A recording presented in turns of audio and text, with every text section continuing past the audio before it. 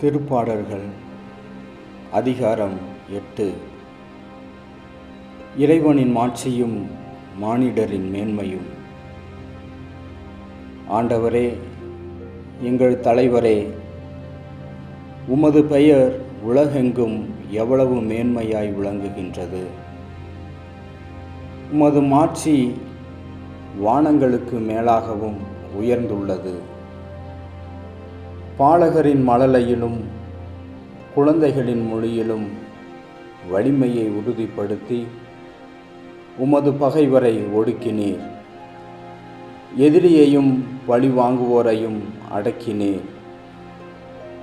உமது கைவேலைப்பாடாகிய வானத்தையும் அதில் நீர் பொருத்தியுள்ள நிலாவையும் விண்மீன்களையும் நான் நோக்கும்போது, மனிதரை நீர் நினைவில் கொள்வதற்கு அவர்கள் யார்?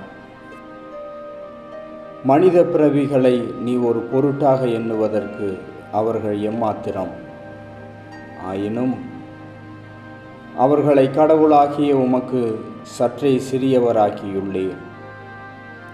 மாட்சியையும் மேன்மையையும் அவர்களுக்கு முடியாக சூட்டியுள்ளீர்.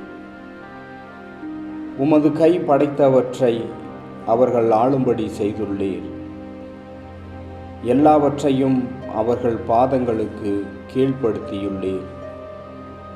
ஆடு மாடுகள், எல்லா வகையான காட்டு விலங்குகள், வானத்து பறவைகள், கடல் மீன்கள், ஆழ்கடலில் நீந்தி செல்லும் உயிரினங்கள் அனைத்தையும் அவர்களுக்கு கீழ்ப்படுத்தியுள்ளீர்.